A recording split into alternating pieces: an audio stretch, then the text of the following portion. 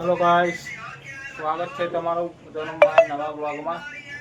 તો વાગી ગયા છે અત્યારે 11 અને રાધિકાને લેવા જવાનો ટાઈમ પણ થઈ ગયો છે. તો પહેલાં આપણે જઈએ રાધિકાને લેવા માટે. અને આજે આપણા જોડે રિક્ષા તો છે નહીં, એટલે ચાલીને જવું પડશે અને ચાલીને આવવું પડશે.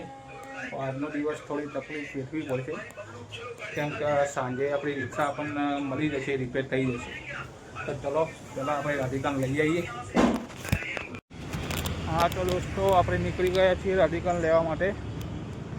અહીંયાથી લગભગ 1 કિલોમીટર ચાલીને જવાનું છે, પછી 1 કિલોમીટર ચાલીને આવવાનું પણ છે. તો અત્યારે આ જમાનામાં તો ચાલવાનું તો બહુ દૂર આવે છે. પહેલાં તો અમે 1-2 કિલોમીટર તો એમને રમતા રમતા ચાલી લેતા હતા, પણ હવે રિક્ષામાં ફરવાની આદત પડી ગઈ છે, તો ચાલવું બહુ કાઠું પડે છે. ચાલો પહેલાં આપણે રાધિકાના સ્કૂલે પહોંચી જઈએ, પછી આગળ વાત કરીએ. હા તો દોસ્તો, આપણે પહોંચી ગયા છીએ રાધિકાની સ્કૂલે રાધિકાને લેવા માટે. હવે રાધિકા આવે એટલે રાધિકાને લઈને નીકળીએ છીએ આપણે.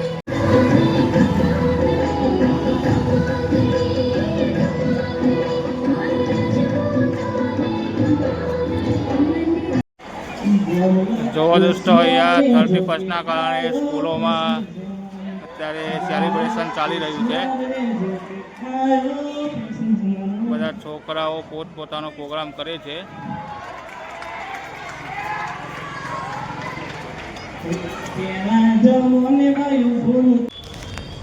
દોસ્તો, રાધિકાને લઈને આપણે આવી ગયા છીએ.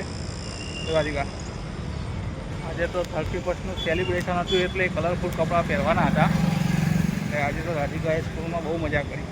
મજા આવી રાધિકા? આજે ડાન્સ કરી દો. ચલો દોસ્તો, આપણે જઈએ ઘેર.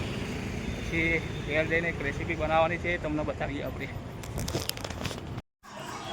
તો દોસ્તો, ભજીયા બનાવવાની તૈયારી થઈ ગઈ છે. ડુંગળી મરચાં કપાઈ ગયા છે, બટાકાની સ્લાઈસ પણ બની ગઈ છે, અને અહીંયા બેસનનું પેસ્ટ તૈયાર થાય છે. તો ચલો આપણે ભજીયા બનાવીએ. હા તો દોસ્તો, ભજીયા બનાવવાનું ચાલુ થઈ ગયું છે. પહેલાં આપણે બટાકાના બનાવશું, પછી ટીકડી ભજીયા બનાવશું. તમે જોઈ શકો છો, પતલા હો ગયો. એ તો બટાકાની પાતળી પાતળી હોય તો સારું બને. એ નહીં, બેસન. જોઈ શકો છો દોસ્તો, ટીકડી પણ બનવાનું ચાલુ થઈ ગયું છે. ટીકડી ભજીયા પણ તૈયાર થઈ ગયા છે.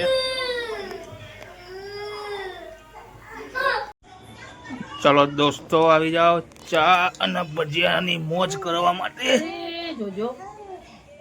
આ બાજુ રાધિકા શું કરે? રાધિકા, આટલો બધો કેચઅપ ના લેવાય ગોડી. જેને કોઈને આવું હોય ટીકડી ભજીયા ખાવા આવી જાઓ. कैसा लग रहा है? कैसा लग रहा है? मस्त है। आएगा ना बाबा? हमारा खुशी बहन પણ ઉઠી ગયા છે ભજીયા ખાવા. पकोड़े खाएगी? दिया तेरे को पकौड़े नहीं खाने? ठीक है. हेलो गाइस, तो આવી ગયા છે અમારા બેનના ઘેર. રાધિકા પતંગ લઈને બેસી ગઈ છે. જોઈ શકો છો, બહુ સરસ જ અહીંયાથી વ્યૂ આવે છે. આ મારી બેનનું મકાન છે, મને બહુ ગમે છે, કેમ કે અહીંયા મસ્ત ખુલ્લું ધાબુ છે, સરસ હવા આવતી રહે છે અહીંયાથી. તો બજાજના સર્વિસ સેન્ટરમાંથી ફોન આવ્યો, એટલે હવે એવું કહે છે કે આજ સાંજે તમને રિક્ષા નહીં મળે, કાલ બપોરે મળશે. હવે વોરંટીમાં કરાવવાનું છે, એટલે તો આવું થવાનું જ હતું, મને ખબર જ હતી. જોઈએ છીએ હવે ક્યારે આપે છે. એટલી જલ્દી આપે એટલું સારું છે, એમ કે રિક્ષા વગર ઘેર બેસી રહીને કંઈ ગમતું નથી, ધંધો થતો નથી. ચલો જોઈએ છીએ હવે શું થાય છે.